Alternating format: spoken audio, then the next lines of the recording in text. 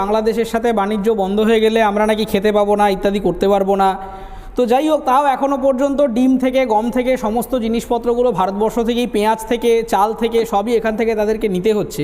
এবার দেখুন, অলসতা এবং অশিক্ষা এটা একটা কুবুদ্ধির লক্ষণ, এবং অধিকাংশ ক্ষেত্রেই আমাদের বর্ডার স্টেট মানে বর্ডার যে ডিস্ট্রিক্টগুলি রয়েছে যেখানে বাংলাদেশের সাথে আমরা জমি শেয়ার করি, সেই জায়গাগুলোতে দীর্ঘদিন ধরে করছে। আপনার রিপোর্টের সাথে আমি দু তিনটে পয়েন্ট একটু অ্যাড করে দিই। এখান থেকে 150 গজ ভেতরে ওইদিকে বাংলাদেশের দিকেও ভারতীয়দের কিছুটা জমি রয়েছে, ফলে এখানকার যারা জমি চাষি, সেই চাষিদেরকে আগে ওখানে যেতে হতো, চাষাবাদ করতেন, আবার ফিরে আসতেন, একটা লাইন অফ কন্ট্রোলের অংশ ছিল। কিন্তু এই কাঁটাতার যবে থেকে এই ডিসপুটটা হয়েছে তবে থেকে তারা ওইখানটায় যেতে পারছেন না। এবং আজকে তারা গিয়ে দেখছেন আরও কিছু ইন্টারেস্টিং ঘটনা, যে এই যে গমের যে মেশিন, সেই শ্যালো মেশিন নষ্ট করে দিচ্ছে।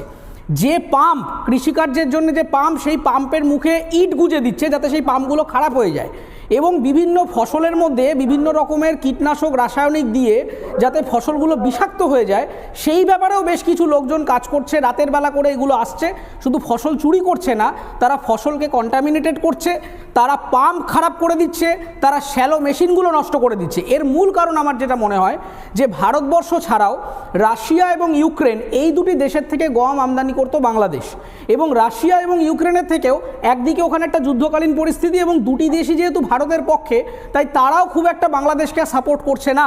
ফলে সেই জায়গায় বাংলাদেশ কোণঠাসা হয়ে যাচ্ছে।